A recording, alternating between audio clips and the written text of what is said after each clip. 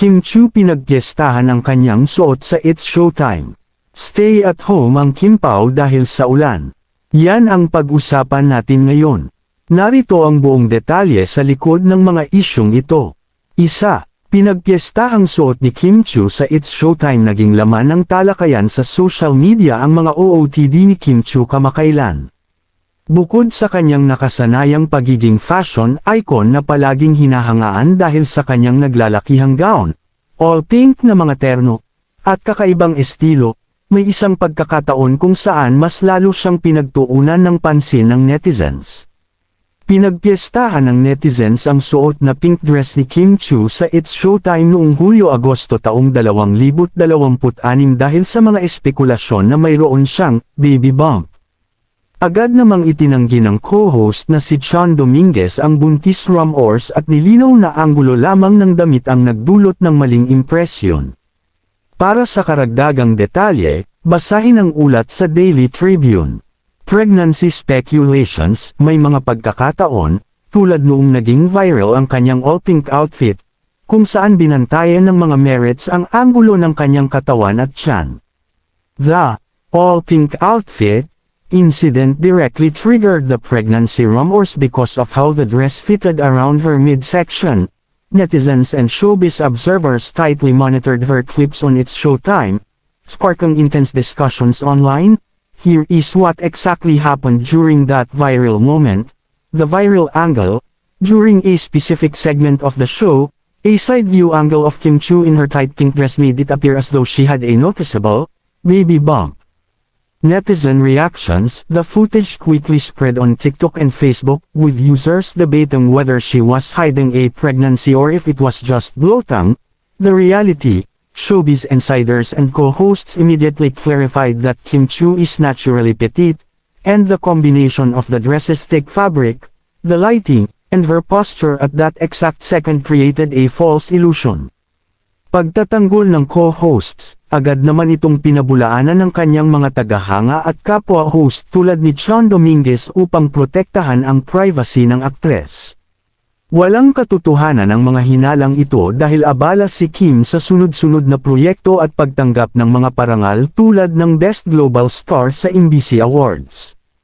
Oo, pinatunayan ng co-host na si Chon Dominguez ang kanyang pagtatanggol kay Kim Chiu sa pamamagitan ng isang viral at tapat na pambabardagula sa netizen, habang ang pagkapanalo naman ni Kim kamakailan ay nagpapakita na ang kanyang karera ay nasa rurok ng tagumpay.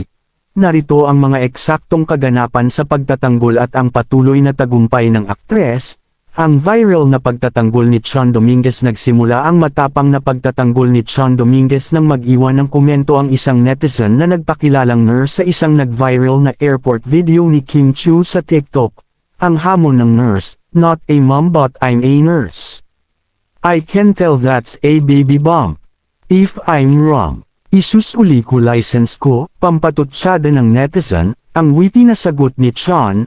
Hindi ito pinalampas ng It's Showtime co-host at agad sumagot ng, "Isauli mo na po, ako na nagsasabi."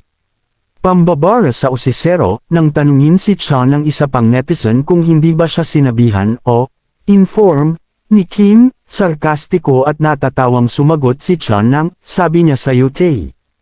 Upang tuluyang patahimikin ang mga chismis, tagumpay sa Second MBC Awards, Agosto taong 2026, habang pinag-uusapan ang walang basang buntis issue, pinatunayan ni Kim Chiu na ang kanyang oras at atensyon ay nakapokus sa kanyang sunod-sunod na international achievements, Best Global Star, nitong Agosto taong 2026.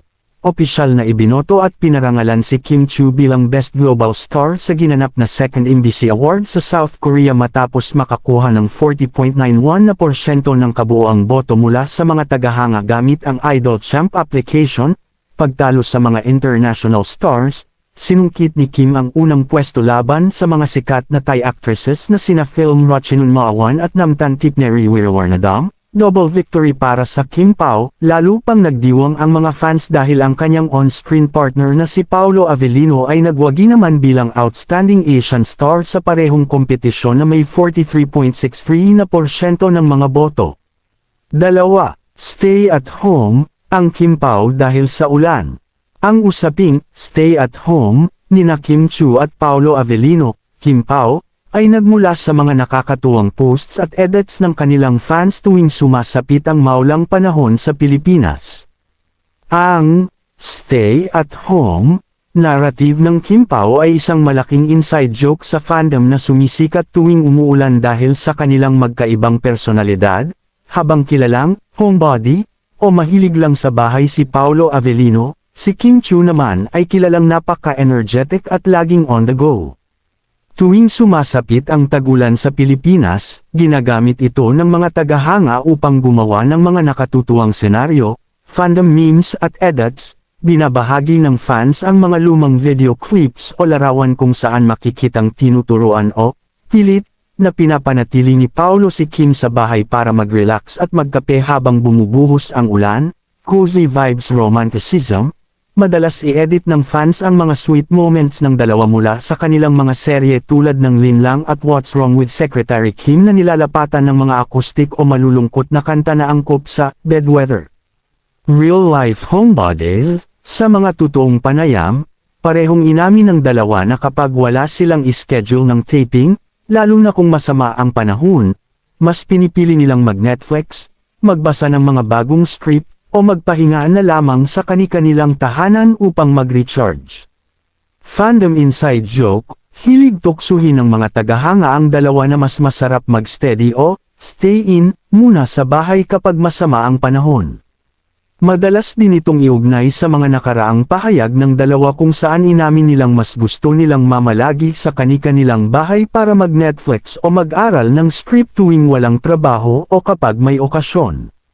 This inside joke beautifully highlights the opposites attract dynamic that fans love about Kim Chiu and Paolo Avellino. The Kim Pao fandom frequently uses this contrast to create relatable, domestic scenarios during rainy days. Here is how this joke connects to their real-life habits and statements. Paolo's gamer at homebody persona. Paolo Avellino has always been vocal about being an introvert and a passionate gamer. Fans joke that a rainy day is his perfect excuse to stay inside, play video games, or read scripts without leaving his comfort zone. Kim's high-energy transformation. Kim Chiu is known to be a social butterfly who loves outdoor workouts and constant activity. The fandom loves to tease that during bad weather, Paolo's calm energy successfully tames him into enjoying a quiet day inside. The comfort of Netflix at scripts. In joint interviews, both have shared that their favorite way to unwind after hectic shooting schedules is simply staying in. Instead of attending big parties, they prefer binge-watching series or doing script readings in the comfort of their homes.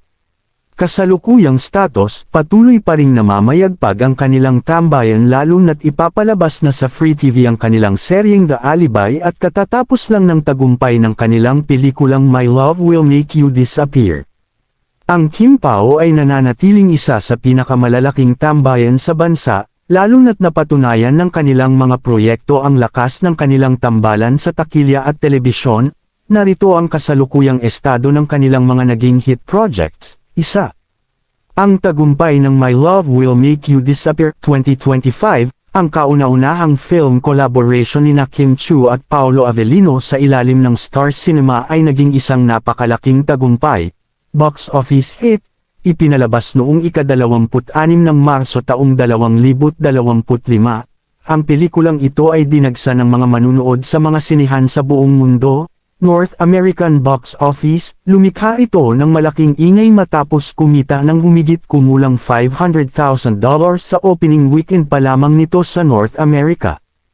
Umabot sa huli ang projected theatrical run nito sa $1.3 million hanggang $1.5 million, dahilan upang pumasok ito sa top 5 highest-grossing Filipino films sa Hilagang Amerika mula noong pandemya. 2. Ang record ng The Alibi, 2025 hanggang 2026, matapos ang kanilang rom-com movie. Sumabak naman ang Kim Pao sa isang mas madilim, mapangahas, at kapanapanabik na genre. Prime Video at Free TV release. unang ipinalabas ang psychological mystery thriller na ito sa Prime Video noong ika-7 ng Nobyembre taong 2025 kung saan agad nitong sinungkit ang one spot sa platform. Ang buong katotohanan sa Free TV. Dahil sa labis na paborito ng publiko, ipinalabas ang extended version nito na pinamagatang The Alibi. Ang buong katotohanan simula noong ika-16 ng Marso taong 2026, sa ALL-TV at sa primetime bida block ng Kapamilya Channel. Pagtatapos ng serye, ang kapana-panakbik na kwento nina Stella, Kim, at Vincent Paulo, ay opisyal at matagumpay na nagtapos kamakailan lamang noong ika-24 ng Hulyo taong 2026, pagkatapos ng 73 na episodes. Oo, naging tampok sa usap-yusan ang mga kasuotan ni Kim Chiu sa It's Showtime dahil sa iba't ibang anggulo, habang ang balitang, stay at home, ang Kim Pao dahil sa ulan ay nag-ugat sa mga nakaraang kulitan at burwan ng kanilang fandom. Pambabara sa usisero, nang tanungin si Chan ng isa pang netizen kung hindi ba siya sinabihan o inform ni Kim, sarkastiko at natatawang sumagot si Chan ng, sabi niya sa UK. Upang tuluyang patahimikin ang mga chismis. This sarcastic comeback by Chan Dominguez effectively shut down the intrusive questioning and became a trending topic among Kim Pao fans. By using humor mixed with a sharp reality check, she successfully shielded her co-host from further online scrutiny. Here is why this specific interaction resonated so strongly with the public. The merits reality check. The netizens' question implied that Kim Chiu owed her co-workers an explanation about her personal life. Kian's quick retort, sabi niya sa UK. Did she tell you that, sister? Hilariously flipped the script, pointing out how absurd it was for outsiders to demand private information. Fandom celebration? Kim Chia's supporters immediately clipped the exchange and shared it across X, formerly Twitter, and TikTok. Fans praised Chan for being a loyal and protective friend who does not tolerate toxic gossip in the workplace, setting boundaries. This moment highlighted a growing trend among its Showtime hosts to actively defend one another from fake news, proving that the camaraderie seen on screen extends to real-life protection behind the scenes. Bago ko tapusin ang akin updates patungkol sa Kim Pao updates ay shoutout ko muna yung mga senior citizen dyan na palaging nanonood sa akin updates. Maraming salamat po sa inyong lahat. For more updates please follow, subscribe, my Facebook and YouTube account at i-search lang ang TNUTZ Vlog, watch till the end and comment. Maraming salamat po at God bless po sa ating lahat.